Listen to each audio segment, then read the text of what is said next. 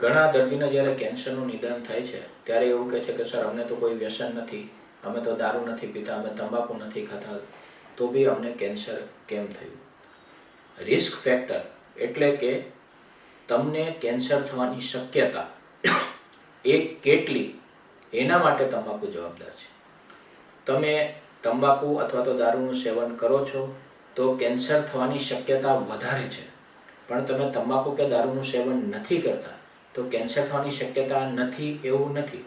સામાન્ય ભાષામાં સમજીએ કે તમે ગાડી ફૂલ સ્પીડમાં ચલાવો છો તો તમારા ભટકાવાની શક્યતા વધારે છે, પણ તમે ગાડી એકદમ સ્લો ચલાવો છો કે પાર્કિંગમાં પણ ક્યારેક ઊભી હોય તો પણ પાછળથી કોઈ માણસ આવીને તમને અથડાઈ શકે. એટલે તમે વ્યસન ના કરતા હોય તો કેન્સર થવાની શક્યતા ખરા. એટલે એવું માની લેવાની જરૂર નથી કે અમારે કોઈ વ્યસન નથી એટલે અમને તો આ બીમારી થઈ જ ના શકે. પણ હા, જે લોકો વ્યસન કરે છે એમાં આ શક્યતા અનેક ગણી વધારે હોય છે અને એ લોકોમાં કેન્સર ખાસું વધારે પ્રમાણમાં જોવા મળે છે.